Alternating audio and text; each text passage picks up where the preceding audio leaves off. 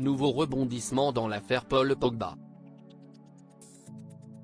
D'après les informations du Parisien, un proche du footballeur a été incarcéré dans le cadre de l'enquête pour extorsion dont il a été victime il y a plusieurs mois. C'est un scandale qui a fait couler beaucoup d'encre durant l'été dernier.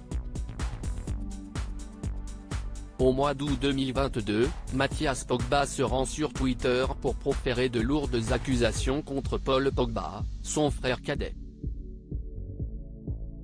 Dans une vidéo publiée sur la plateforme, le jumeau de Florentin promet de faire des révélations explosives au sujet du joueur de la Juventus. Je pense que ce que j'ai à dire va intéresser beaucoup de monde. Je vous parlerai de choses très importantes à propos de Kylian Mbappé, la star du football mondial. Il y aura de nombreux éléments et témoignages pour confirmer mes propos, a-t-il déclaré. Des déclarations qui n'ont visiblement pas étonné Paul Pogba et ses avocats. Les déclarations récentes de Mathias Pogba sur les réseaux sociaux ne sont malheureusement pas une surprise.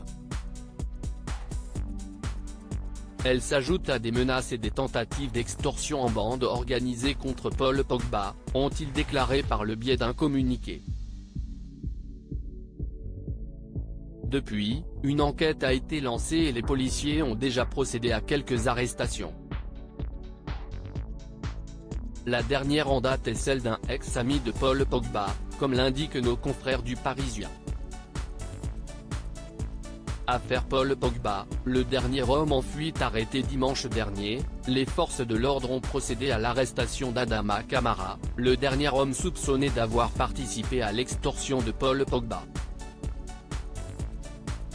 Celui qui était un proche du footballeur a été présenté au magistrat instructeur lundi, puis mis en examen des chefs d'extorsion en bande organisée commise avec une arme, arrestation, enlèvement, séquestration ou détention arbitraire commis en bande organisée.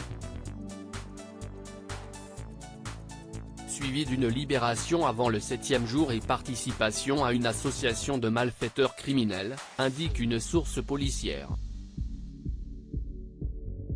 Pour l'heure, l'époux de Zulay n'a pas encore réagi à ce nouveau rebondissement qui signe peut-être la fin d'une longue affaire.